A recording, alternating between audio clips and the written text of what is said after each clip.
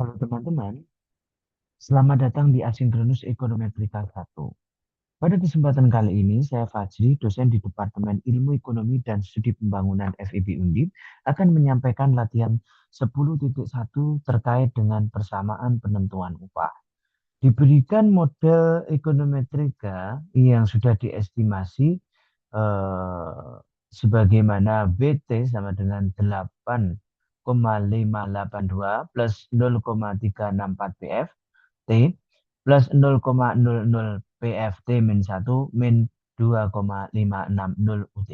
Di mana angka yang berada di kurung merupakan standar error dengan degree of freedom sebanyak 15. W itu merupakan upah dan gaji per pekerja. PF merupakan harga output akhir pada biaya faktor. Berarti harga output yang ditetapkan oleh pengusaha di eh, waktu terkini gitu ya. Berarti saat ini. Kemudian U merupakan tingkat pengangguran di Inggris sebagai presentasi dari total pekerja. Berarti persentase pengangguran terhadap total pekerja. Anda diminta untuk menginterpretasi dan mengevaluasi apakah koefisien yang diestimasi signifikan secara individual. Berarti di sini Anda membutuhkan uji T, ya, student T. Kemudian evaluasi apakah memasukkan pada PF itu diperlukan dan apakah sebaiknya PF itu dikeluarkan dari model. Dan yang terakhir adalah hitunglah elastisitas upah terhadap tingkat pengangguran itu sendiri berapa. Oke, kita kerjakan dulu untuk yang A ya. Jadi yang A itu adalah interpretasi gitu ya,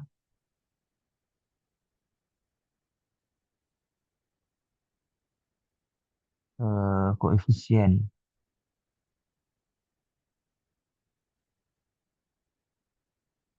yang signifikan.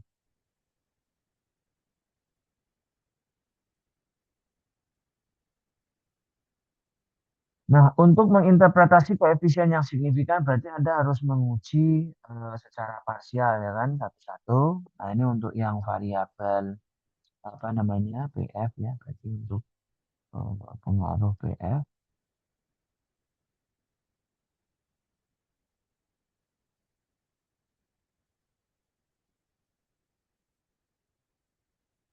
Hmm. Em, Berarti Anda harus lakukan seperti biasa. Berarti di sini ada kaidah hipotesis.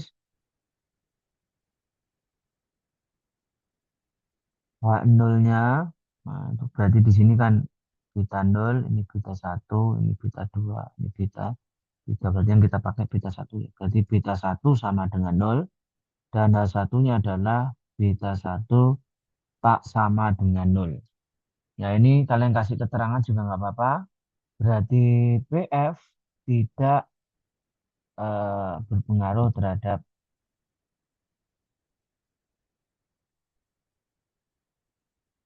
W. Nah yang di sini adalah PF berpengaruh.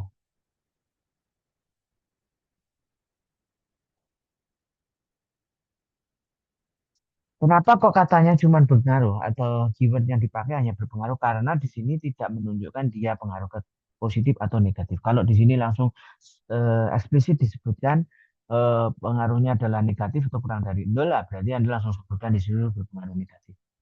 Oke, yang kedua sekarang berarti eh, T hitung. Berarti T dari data PF itu adalah beta 1 dibagi dengan standar error dari beta 1. Seperti ini ya. Yaitu 0,364 dibagi dengan 0,080. Nah, ini ketemu berapa? Coba saya hitung dulu.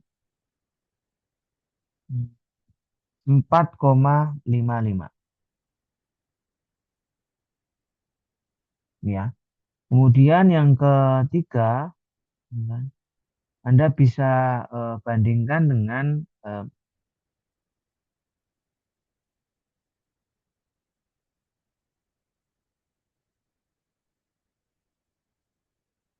T statistik atau T tabel. Ya, T, sorry kok T table ya. T-table. Nih, Anda bandingkan dengan T-tabel seperti biasa. Berarti Anda cari ya, degree of freedom itu sama dengan 15 dengan taraf signifikansi 5%.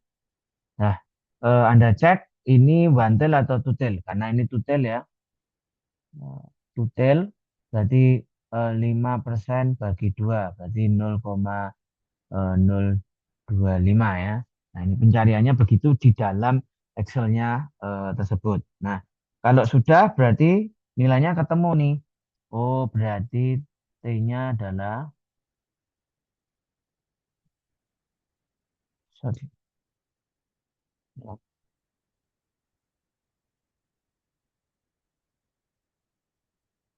ini ya. Nah, yaitu min 2,131 dan plus 2,131. Ini ya. Nah, tadi nilainya ada di sini 4,55. Berarti kesimpulannya adalah H0 ditolak. Gitu ya. H0 ditolak. Berarti PF terbukti ya kan memengaruhi W. Ya. Nah, sekarang Anda interpretasi, berarti langkah keempat adalah interpretasi.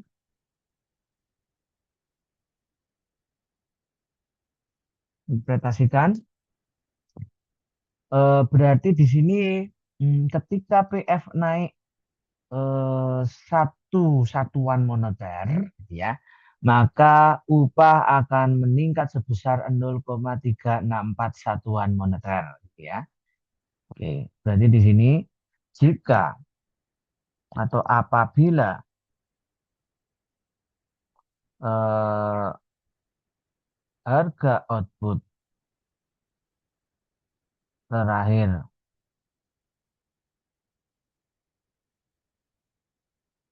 meningkat satu satuan moneter,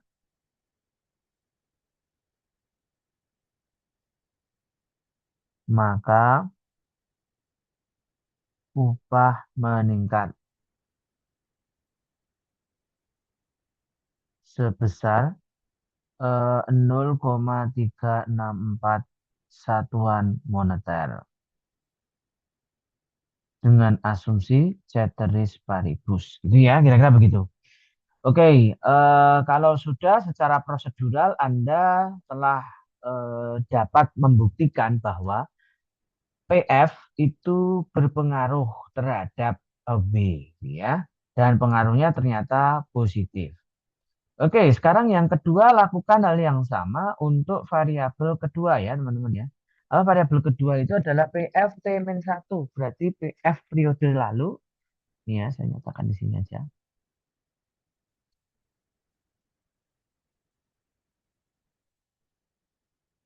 Jadi di sini ya PF, pengaruh PF.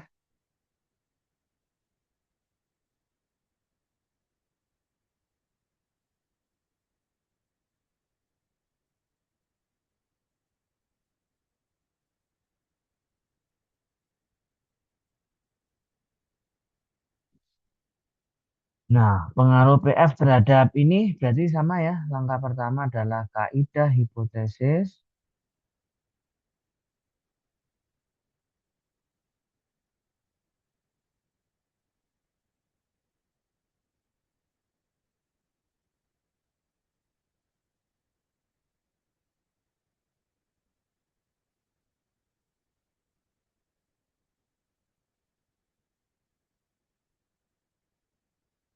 Kaidah hipotesisnya adalah H0 H1 ya.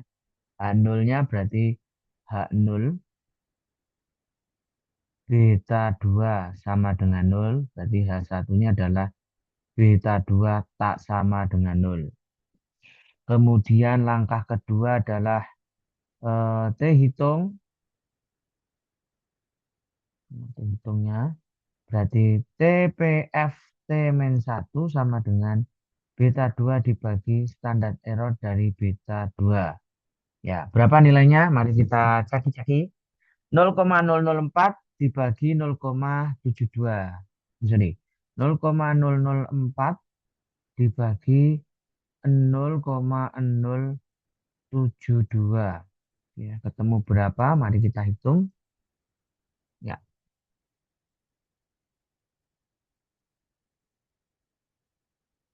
ketemunya adalah 0,056. Ini ya. Nah, terus kemudian langkah ketiga itu sama dengan sebelumnya dan eh, distribusinya juga harusnya sama ya. Nilai statistiknya juga sama.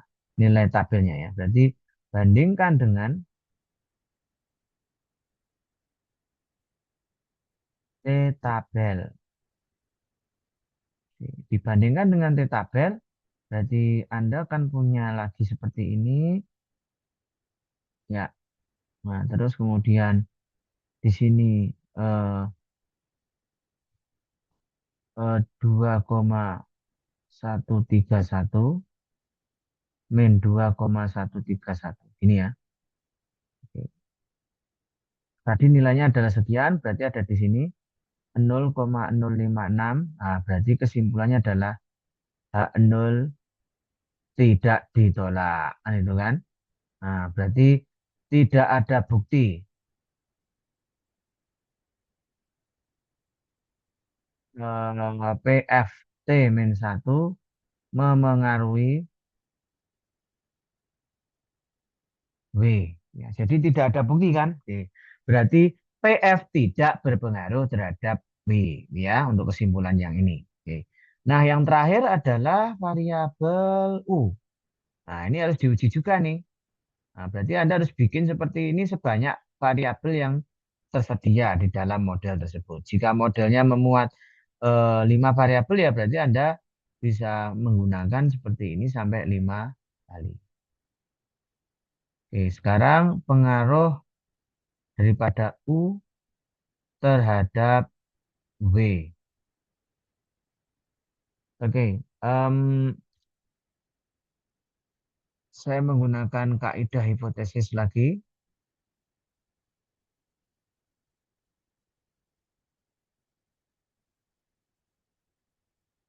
Berarti H0-nya adalah beta 3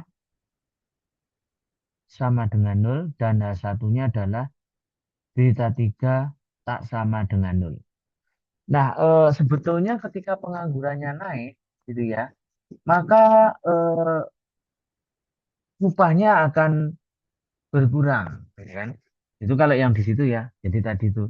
Tapi kita tidak bisa membuktikan oleh karena itu kita akan menggunakan total, gitu ya. Belum ada teori khusus yang menyatakan demikian.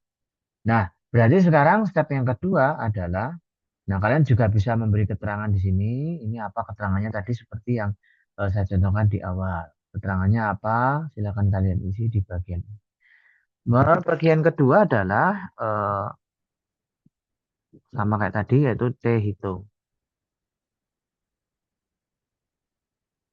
Jadi untuk T daripada U itu adalah beta 3 dibagi standar error dari beta 3. Berapa nilainya? Mari kita geser ke sini. Min 2,56. Berarti min 2,56 dibagi, saya nggak hafal, min 2,568 dibagi dengan 0,658. 0,658.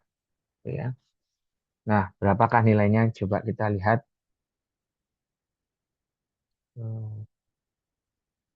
Min 3,891. Anda bandingkan, berarti di sini, bandingkan dengan T tabel. Nah, setelah dibandingkan dengan T tabel, Itu nilainya tadi namanya min 2,131. Berapa tadi? Ya, 131. Dan yang di sini adalah eh, 2,131. Oke, teman-teman jangan lupa menggunakan DF yang 15 dan alfanya adalah 5%. Tutil berarti alfa 2%, 2-nya adalah 2,5%. Tutil. Jadi kan itu ya tadi. Sama kayak tadi. Karena ini dalam satu rangka. Oke, nah Anda dapatkan nilainya di sini min 3,891 berarti H0 ditolak gitu ya. Ada bukti bahwa U memengaruhi W. Sekarang interpretasinya apa? Oh ya, bagi yang tidak signifikan nggak usah diinterpretasi ya teman-teman ya. Ini tadi contohnya, nggak usah diinterpretasi. Yang signifikan aja yang diinterpretasi. Oke, interpretasi. Ya, oke. Interpretasinya berarti apabila atau pada saat apabila pengangguran naik 1%, maka ya kan upah menurun. Ya kan. Jadi upah menurun kan negatif soalnya. Upah menurun sebesar 2,568 satuan moneter dengan asumsi ceteris paribus. Gitu ya kira-kira ya. Ini adalah akhir dari soal A tersebut. Oke, kemudian eh, berarti setiap koefisien yang signifikan berhak Anda interpretasi, sementara koefisien yang tidak signifikan harus dievaluasi apakah itu berhak masuk di dalam model atau perlu kita keluarkan. Nah, ini sekaligus menjawab soal B dan C. Evaluasi apakah alasan memasukkan variabel PF itu. Sebetulnya memasukkan variabel PF itu ada efek di mana penentuan upah tahun ini itu dipengaruhi oleh penetapan harga barang yang dijual oleh produsen di periode lalu juga kan gitu kan.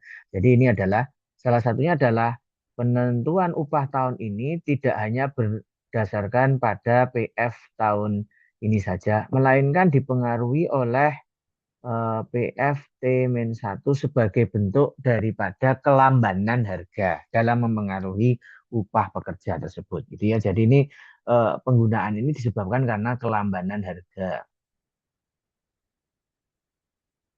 Jadi kalau misalnya ada perubahan menu cost gitu ya, let's say seseorang ingin menaikkan harga jual eh, produk itu biasanya akan memengaruhi kenaikan upah di periode selanjutnya. Jadi tidak langsung di periode saat itu. Maksudnya begitu ya.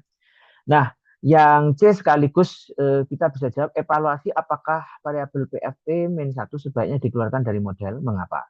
Oke, jika melihat ini hasil uji CT tadi menunjukkan bahwasannya setelah kita bandingkan dia tidak ada bukti, artinya boleh di drop.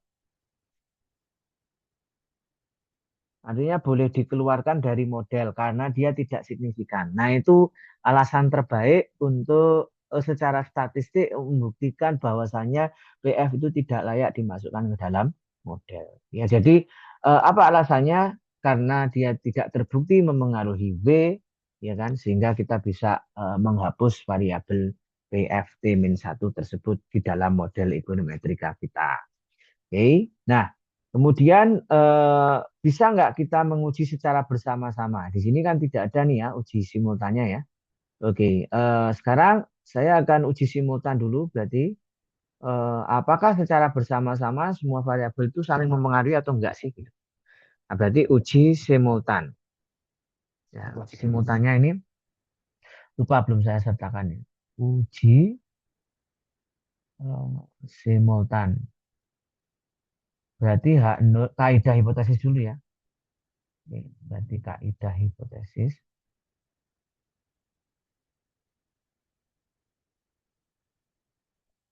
H0-nya adalah beta 1 sama dengan beta 2 sama dengan beta 3 sama dengan 0.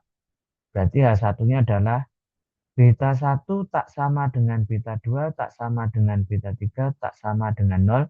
Atau paling tidak terdapat satu variabel ya, atau at least one variable influence atau memengaruhi ini ya. Paling tidak terdapat satu yang berbeda ya. Jadi paling tidak terdapat satu yang berbeda atau satu yang mempengaruhi ya, kira-kira begitu untuk kaidah hipotesisnya. Nah, jadi yang kedua berarti F hitung. Oke. F hitungnya berarti F sama dengan R square dibagi K dibagi 1 min R square dibagi N min K min 1. Seperti ini ya. Nah, R-nya berapa tadi R-nya? Kita lihat R-nya itu 0,873. 0,873 dibagi dengan K-nya itu berapa tadi? 1, 2, 3. Variabelnya kan 3 ya. 3 per 1 dikurangi 0,873 dibagi dengan 15 ya. Nah, kira-kira begitu ya. Berapa hasilnya? Kita hitung. Eh, uji simultannya adalah hasilnya berapa nih? 34,37. Jadi kalau kita bandingkan dengan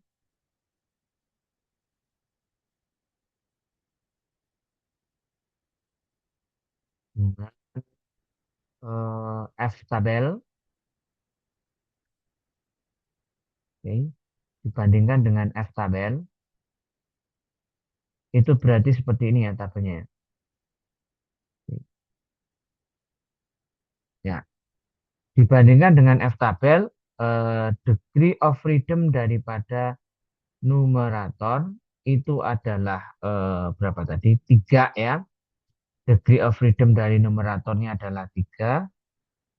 Degree of freedom dari denumerator itu adalah 15 dan alfanya adalah 5%. Jadi silakan Anda cari untuk degree of freedom ini masing-masing dan N-nya sebanyak berapa tadi? N-nya adalah kalau tadi N-nya ini ya degree of freedom-nya udah jadi ya, jadi nggak perlu hitung N-nya. Kalau ini N-nya berapa? Kalau boleh tahu. Jadi kan N-nya adalah degree of freedom ditambah K ditambah 1 kan gitu kan. Berarti N-nya adalah 15 ditambah 3 ditambah 1 sama dengan 19. Ini N-nya 19. Nah, silakan cek di tabel F gitu ya.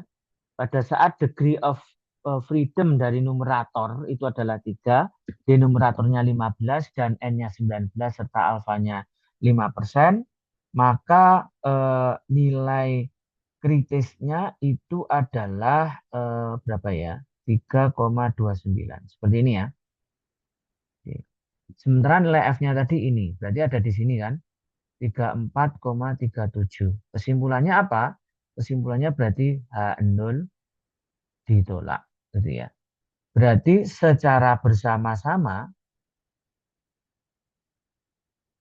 ya kan, ada pengaruh antara PF, T, PFT-1 dan juga UT terhadap W.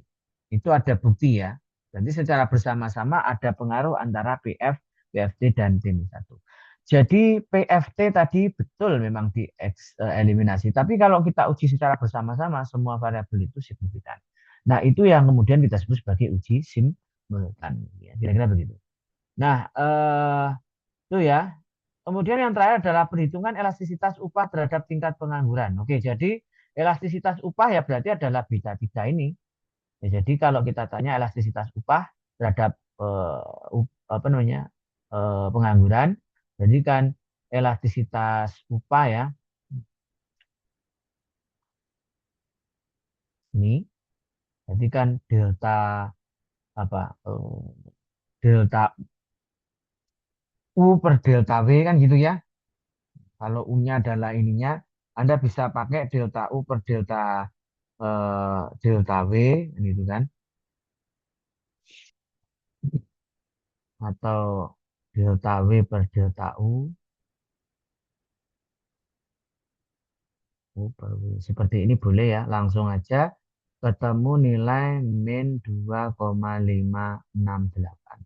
Jadi ini adalah elastisitas daripada tingkat pengangguran terhadap harga itu sendiri. Sebetulnya begitu kan. Nah, eh, kurang lebih seperti itu teman-teman penjelasan dari latihan 10.1. Nah, kita lanjutkan di 10.2 pada kesempatan video selanjutnya. Terima kasih.